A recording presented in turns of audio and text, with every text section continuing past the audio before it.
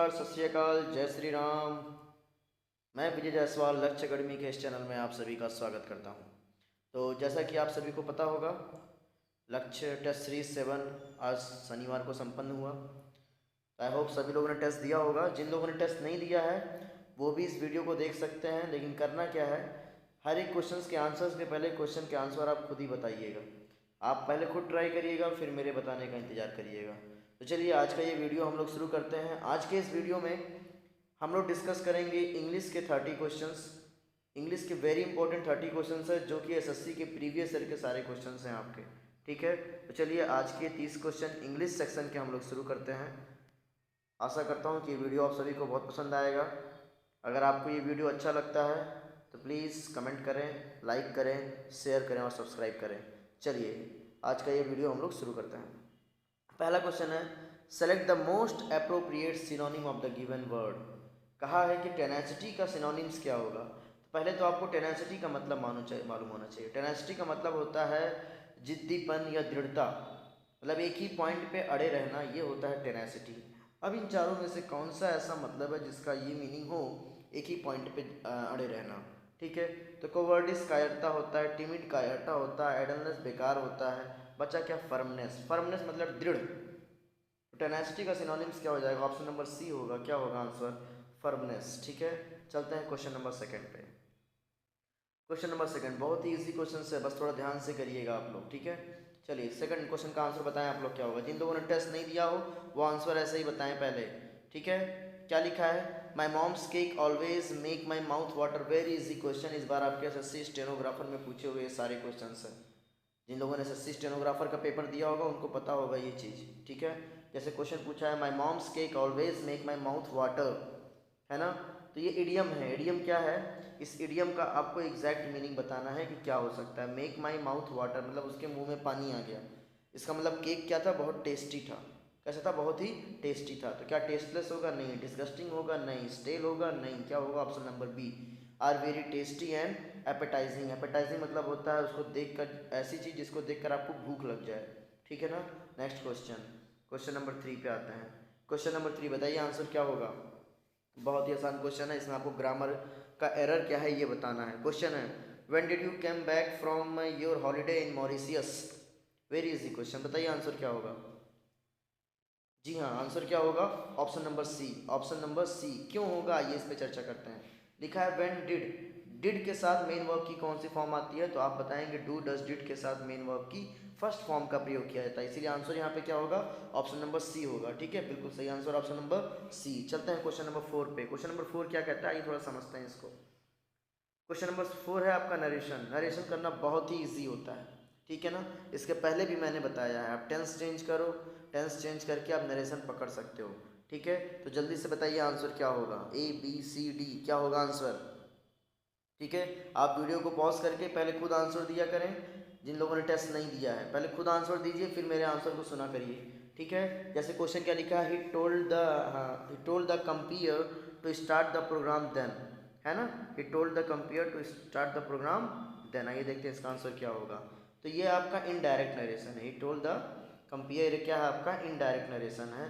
अगर इसको डायरेक्ट में लाना है तो हम देखेंगे, ध्यान देंगे, यहाँ पे टू प्लस वर्ब की फर्स्ट फॉर्म लगी है, इसका मतलब इम्परेटिव सेंटेंस है। क्या है, इम्परेटिव सेंटेंस। और देन, देन क्या रहा होगा, पहले पहले रहा होगा नाउन। नाउ ही चेंज होता है किसमें, देन में। ठीक है ना, तो आपको देखना है इम्परेटिव सेंटेंस। इम्परेटिव कहने का मतलब वर्ब की फर्स्ट फॉर्म के साथ सेंटेंस शुरू हो। ठीक है ना, तो क्या पहला हो सकता है, he said to the compere start the programme now, हो सकता था। सेकंड ऑप्शन नहीं होगा। लिखा है टोल्ड द कंपेयर, नहीं, टोल्ड के बाद टू का प्रयोग नहीं कर सकते हैं, बिल्कुल गलत है। ही सेट द कंपेयर, ये भी आपका इम्परेटिव में नहीं है। इम्परेटिव मतलब वर्ब की फर्स्ट फॉर्म के साथ सेंटेंस शुरू होना चाहिए था, ऐसा केवल पहले ऑप्शन में हुआ है, इसीलिए आंसर क्या होगा, पहला ऑप्शन होगा। ठीक है, चलते हैं क्वेश्चन नंबर 5 पे। क्वेश्चन नंबर 5 कहता है क्या, select the most appropriate option to fill in the blanks. यहाँ पे सही ऑप्शन क्या होगा देखते हैं। I study on vehicular pollution. आप अगर देखिए यहाँ पे नाउन, ठीक है ना, पहला क्या हो गया यहाँ पे, नाउन हो गया। नाउन के साथ प्रीपोजिशन, प्रीपोजिशन के बाद फिर नाउन। अब ये जो वर्ब आएगा ये स्टडी पे डिपेंड करेगा। स्टडी क्या है आपका, स्टडी आपका सिंगुलर है, इसीलिए वर्ब भी सिंगुलर होगा। तो ये दोनों ऑप्शन तो नहीं होंगे। आप हमेशा एलिमिनेशन मेथड का प्रयोग किया करिए। एलिमिनेशन मेथड का प्रयोग करने से क्या होता है, आपकी गलतियां बहुत कम होने के चांसेस होती हैं। अब हैज़ या इज में से एक होगा, वर्ब की थर्ड फॉर्म हैज़ के साथ यहाँ पे होगा क्योंकि एक्टिव वॉइस का सेंटेंस था। अगर पैसिव वॉइस होता तो इज के साथ वर्ब की थर्ड फॉर्म भी हो सकता था। तो सही आंसर होगा ऑप्शन नंबर बी। चलिए क्वेश्चन नंबर 6, सभी लोग आंसर दें। क्वेश्चन नंबर 6 का आंसर क्या होगा? नरेशन का क्वेश्चन है, ये बहुत ही आसान सा क्वेश्चन है। क्या लिखा हुआ है? Father asked the mechanic how much he had to pay for the repairs. Very easy question, जल्दी से जवाब दें। इसका क्या होगा जवाब? जी हाँ, इसका आंसर होगा option number D. Option number D, क्योंकि अगर आप ध्यान दें तो ये आपका जो है इंटेरोगेटिव का एक सेंटेंस है। किसका सेंटेंस है? इंटेरोगेटिव का एक सेंटेंस है।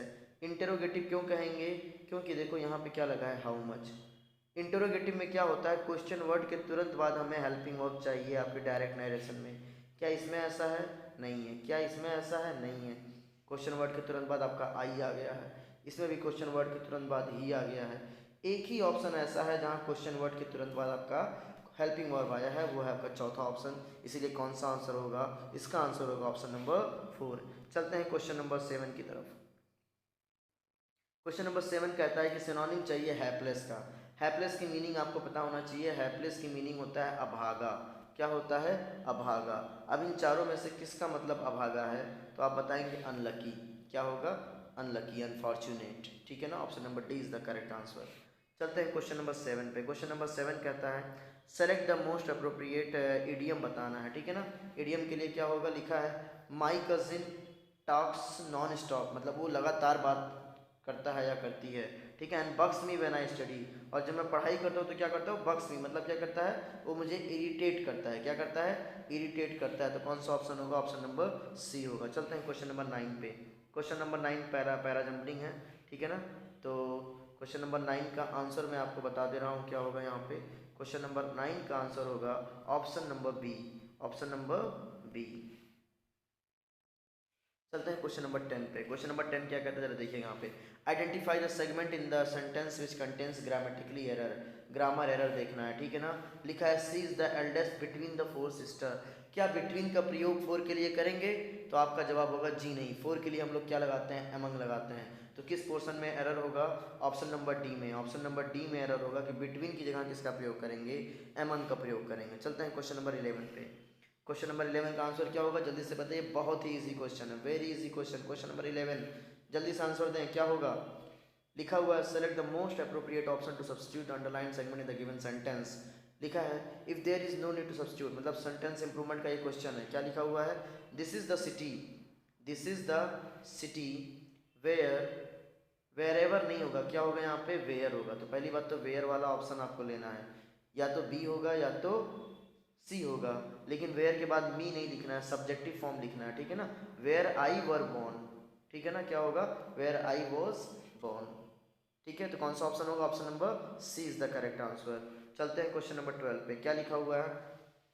Select the most appropriate option to fill in the blanks. ठीक है ना, the doorbell interrupted dash chain of thought. अब देखो चेन आपका यहाँ पे नाउन है। चेन क्या है आपका? नाउन है। नाउन के साथ हमें ऑप्शन में प्रीपोजिशन फिल करना है। नाउन के पहले जब भी प्रोनाउन फिल करना है। नाउन के पहले जब भी प्रोनाउन आएगा वो किस केस में होगा?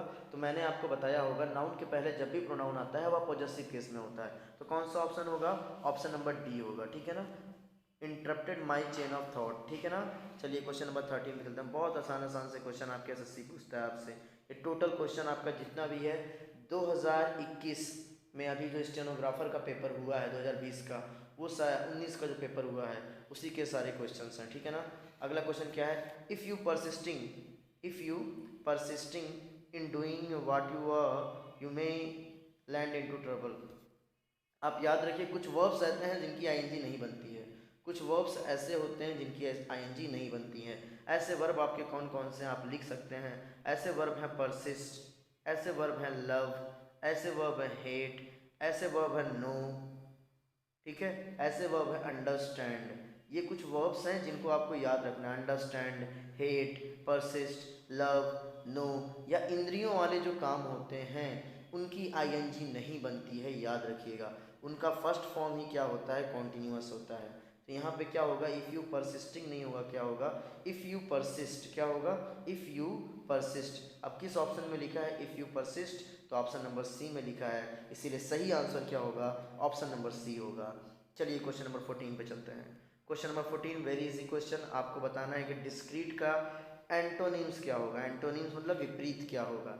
तो डिस्क्रीट का मतलब होता क्या है, डिस्क्रीट का मतलब होता है क्या, डिस्क्रीट का मतलब होता है सावधान, क्या होता है, सावधान या सतर्क, ठीक है।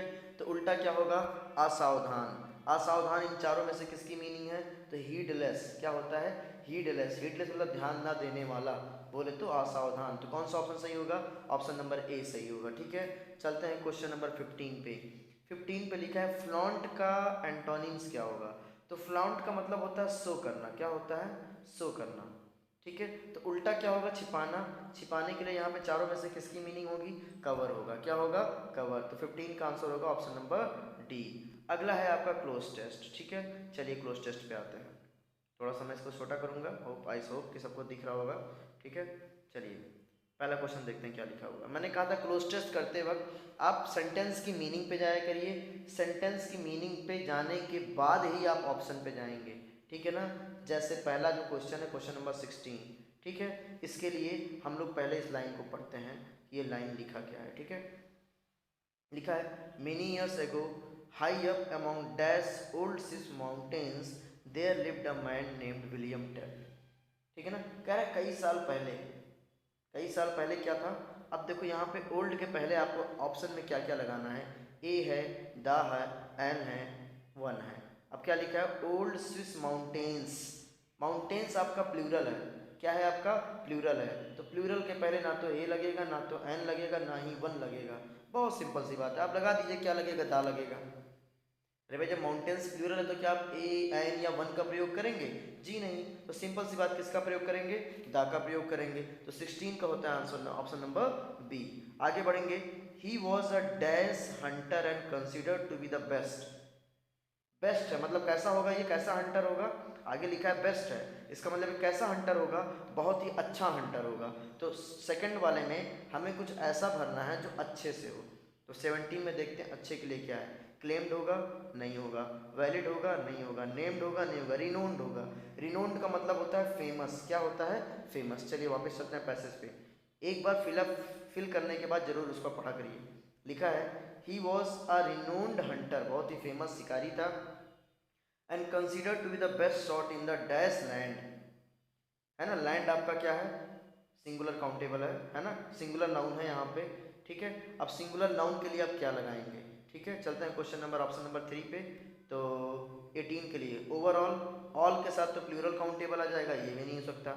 टोटल, टोटल मार्क्स बोलते हैं, मार्क नहीं बोलते, क्या बोल, टोटल मार्क्स, टोटल के साथ भी प्लूरल काउंटेबल होगा, ये भी नहीं हो सकता।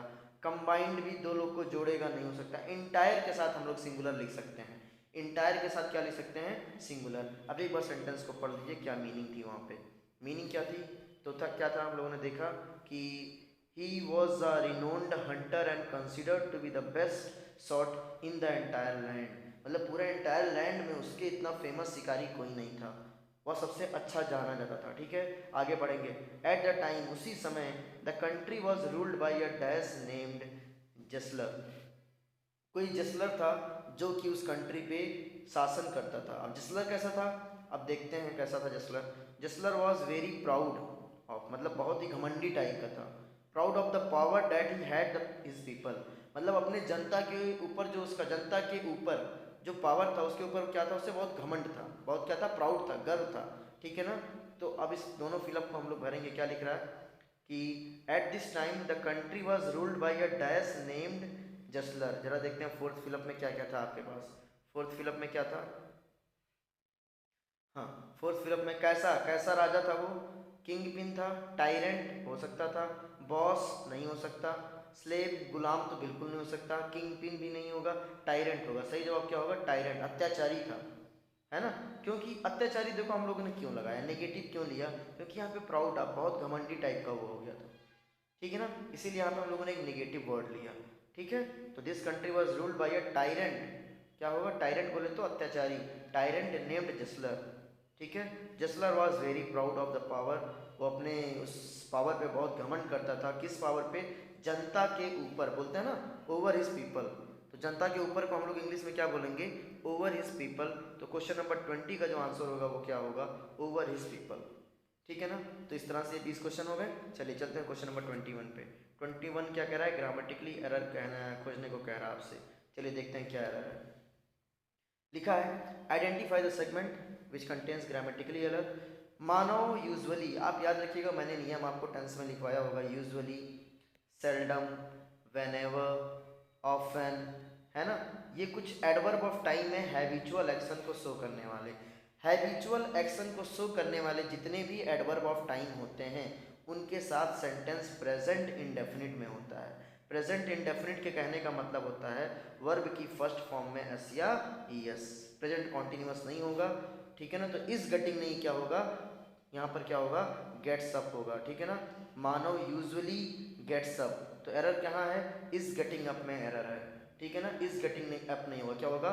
मानव usually gets up at 6 o'clock in the morning, कि हर सुबह 6 बजे अक्सर वह उठ जाता है। तो सुबह 6 बजे उठ जाने की क्या है? उसकी हैबिट है। इसीलिए कौन सा ऑप्शन सही होगा? ए ऑप्शन सही होगा। चलते हैं क्वेश्चन नंबर 22 पे। क्वेश्चन नंबर 22 क्या कहता है? डिजेक्ट का एंटोनिम्स बताना है। डिजेक्ट मतलब होता है दुखी। दुखी का विपरीत क्या हो जाएगा? खुशी। तो कौन सा हो जाएगा? चीयरफुल। डोलफुल उदास होता है, नहीं होगा। मोरोज चिड़चिड़ा होता है, नहीं होता, ये भी नहीं होगा। ठीक है ना, तो कौन सा ऑप्शन होगा? Option number A. चलते हैं क्वेश्चन नंबर 23 पे। 23 क्या कह रहा है? पैसिव फॉर्म आपको बताना है। ठीक है ना, पैसिव फॉर्म। अब आप टेंस पहचानो, टेंस से ही आप पैसिव कर लोगे। लिखा है प्रेजेंट कॉन्टिन्यूअस। टेंस में क्या है आपका? टेंस में आपका है प्रेजेंट कॉन्टिन्यूअस, है ना। The company is giving, present continuous. तो प्रेजेंट कॉन्टिन्यूअस का पैसिव क्या होगा?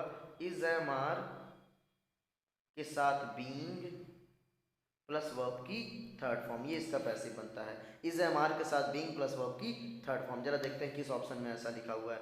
आर बीइंग गिवन हो सकता था, आर गिवन नहीं होगा, विल बी गिवन नहीं होगा, वर बीइंग गिवन नहीं होगा। तो एक ही ऑप्शन बन ही रहा था केवल। कौन सा ऑप्शन बन रहा था? Option number first. तो इस क्वेश्चन का आंसर क्या होगा? Option number first. चलिए क्वेश्चन नंबर 24 पे चलते हैं। जल्दी सही आंसर क्या होगा? एकस्टम्ड का सिनोनिम्स क्या होगा? तो इसके लिए आपको एकस्टम्ड का मतलब पता होना चाहिए। एकस्टम्ड का मतलब होता है आदि। क्या होता है? आदि। बोले तो हैबिचुएटेड। क्या हो जाएगा? हैबिचुएटेड। क्वेश्चन नंबर 24 का आंसर होगा ऑप्शन नंबर सी। चलते हैं क्वेश्चन नंबर 25 पे। 25 क्या कहता है? 25 जरा देखिएगा। Select the most appropriate option. ठीक है ना, I went to the bank, मैं बैंक गया क्या करने? टू विड्रॉ डैश मनी, कैसा मनी? कुछ मनी वो लेने गया। तो कुछ के लिए यहाँ पर क्या होगा? एनी नहीं होगा, नेगेटिव नहीं है। नन भी नहीं होगा, नेगेटिव नहीं है। फ्यू भी नहीं होगा, नेगेटिव नहीं है। पॉजिटिव सेंटेंस था, क्या लगाएंगे हम लोग? सम का प्रयोग करेंगे। ठीक है ना, चलिए अगला क्वेश्चन, क्वेश्चन नंबर 26। वन वर्ड्स क्या है यहाँ पे? सेंटेंस इंप्रूवमेंट है। लिखा है always check under the seat, अपने सीट के नीचे हमेशा चेक करिए thoroughly before you have place your luggage. Luggages, luggages नहीं होगा, क्या होगा? लगेज होगा। लगेजेस नहीं होगा, तो ये भी ऑप्शन नहीं होगा, ये भी ऑप्शन नहीं होगा। या तो सी होगा या तो बी होगा। तो यू प्लेस्ड होगा कि यू प्लेस होगा।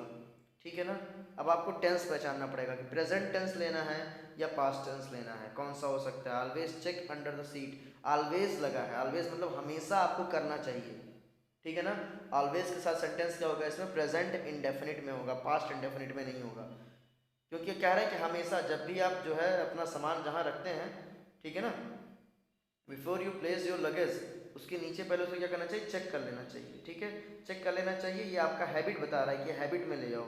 तो ऑलवेज के साथ सेंटेंस प्रेजेंट में होगा, ना कि पास्ट में। तो ये भी नहीं होगा। कौन सा ऑप्शन होगा? ऑप्शन नंबर बी यहाँ पर सही होगा। ठीक है ना, चलते हैं क्वेश्चन नंबर 27 पे।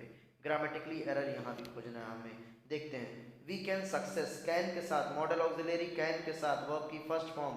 क्या सक्सेस आपका वर्ब है? जी नहीं, सक्सेस आपका नाउन है। ठीक है ना, तो वर्ब क्या होगा? सक्सीड। क्या होगा? सक्सीड। सक्सीड होगा वर्ब आपका। ठीक है ना, तो we can succeed in doing something only if we try. ठीक है ना, तो कौन से ऑप्शन में एरर होगा? वी कैन सक्सेस में एरर होगा। कैन सक्सेस नहीं होगा, क्या होगा? वी कैन सक्सीड होगा। तो 27 का आंसर क्या होगा? Option number A. चलते हैं क्वेश्चन नंबर 28 पे। लिखा है द प्लेयर्स वॉज, प्लेयर्स क्या है? प्लूरल काउंटेबल नाउन है। क्या वॉज का प्रयोग होगा? जी नहीं, वॉज का प्रयोग नहीं होगा, वर का प्रयोग होगा। वर डिसअपॉइंटेड। तो यहाँ पे भी वर है, यहाँ पे भी वर है, लेकिन ये वाला ऑप्शन नहीं होगा। डिसअपॉइंटमेंट नाउन नहीं चाहिए, हमें वर्ब चाहिए। तो वर्ड डिसअपॉइंटेड कौन सा ऑप्शन होगा? ऑप्शन नंबर डी यहाँ पर क्या होगा? 28 का सही होगा। चलते हैं क्वेश्चन नंबर 29 पे। ठीक है, क्वेश्चन नंबर 29 क्या कहता है, आइए देखते हैं। क्वेश्चन नंबर 29 कह रहा है do you have little time with me. कह रहा है क्या तुम मेरे साथ थोड़ा समय बिताओगे। ठीक है ना, तो पॉजिटिव सेंटेंस, अगर लिटिल कर देंगे तो मतलब नेगेटिव सेंटेंस। तो क्या ये नेगेटिव सेंटेंस है? नहीं, नेगेटिव में हम लोग लिटिल का प्रयोग करते हैं। ये पॉजिटिव सेंटेंस है, लिटिल का प्रयोग नहीं करेंगे। किसका प्रयोग करेंगे? थोड़े बहुत समय के लिए क्या लगाते हैं? आ लिटिल का प्रयोग करते हैं। जो भी कुछ समय होता तो दा लिटिल लगाते, लेकिन यहाँ पे कह रहा है do you have little time with me, क्या तुम मेरे साथ थोड़ा समय बिताओगे। थोड़े समय के लिए हम लोग क्या लगाएंगे? यहाँ पे आ लिटिल का प्रयोग करेंगे। बोलिए सबको ये बात समझ में आ रही है? चलते हैं क्वेश्चन नंबर 30 पे। क्वेश्चन नंबर 30 क्या कहता है कि ग्रामेटिकली एरर पता करिए। क्वेश्चन क्या है? आवर सोल्जर्स, बिल्कुल सही है। फॉट एज फियर्सली दैट, आपको पता है जब भी कंपैरिजन होगा तो एज एडजेक्टिव एज का होता है, ना कि दैट का होता है। सो के साथ हम लोग दैट लगा सकते हैं, एज के साथ दैट का प्रयोग नहीं कर सकते हैं। तो यहाँ पे लाइन क्या होगा? Our soldiers fought so fiercely that. ठीक है ना, यहाँ एज की जगह पे क्या लगाएंगे? हम लोग सो का प्रयोग करेंगे। ठीक है ना, क्योंकि फियर्सली क्या है? फियर्सली इतना, सो का ये विशेषता बताएगा। सो फियर्सली मतलब इतना भयानक रूप से लड़े that the enemy had to accept defeat, कि एनिमी दुश्मन को क्या करना पड़ा? हार को क्या करना पड़ा? स्वीकार करना पड़ा। तो यहाँ आंसर क्या होगा? एज की जगह हम लोग सो का प्रयोग करेंगे। एज के साथ हम लोग एज का प्रयोग करते हैं और सो के साथ क्या लगाते हैं? दैट। ठीक है ना, तो यहाँ क्या लगाएंगे हम लोग? एज की जगह सो का प्रयोग करेंगे। बी पोर्शन में एरर होगा, एज फियर्सली दैट की जगह पे क्या होगा? सो फियर्सली दैट होगा। तो आई होप ये 30 क्वेश्चंस आपको समझ में आए होंगे। एक बार वीडियो को रिवाइंड करके दोबारा देखिएगा। ये 30 क्वेश्चंस आपके एसएससी स्टेनोग्राफर के क्वेश्चंस हैं, तो आप देख सकते हो कि एसएससी किस तरह के क्वेश्चंस आपसे पूछ रहा है। इसीलिए मैं आप सभी से कहूँगा क्लासेस में जो भी ग्रामर के नियम, जो भी वो कैप्स मैं आपको पढ़ा रहा हूँ, आप देख रहे हो एसएससी बिल्कुल उसी लेवल की चीज़ें आपसे पूछ रही है। इसीलिए मैं आपसे कहूँगा जो चीज़ें मैं पढ़ा रहा हूँ खूब अच्छे से पढ़िए। मेरे द्वारा बनाए गए नोट्स को आप खूब अच्छे से पढ़िए। जितना वो कैप्स मैं आपको दे रहा हूँ खूब अच्छे से मेहनत करो, सफलता आपको मिलेगी। मैं आपको दिखाऊँगा, मैं आपको सिखाऊँगा कि एसएससी में 80% से ऊपर, 90% से ऊपर मार्क्स कैसे लाना है, ये मैं आपको धीरे धीरे सिखाऊंगा। ठीक है ना, तो बने रहिएगा सभी लोग लक्ष्य अकेडमी के इस चैनल के साथ। कैसा लगे यार वीडियो आप सभी लोग जरूर बताएं, और कमेंट करना मत भूलें, शेयर करना मत भूलें। Have a good day, take care.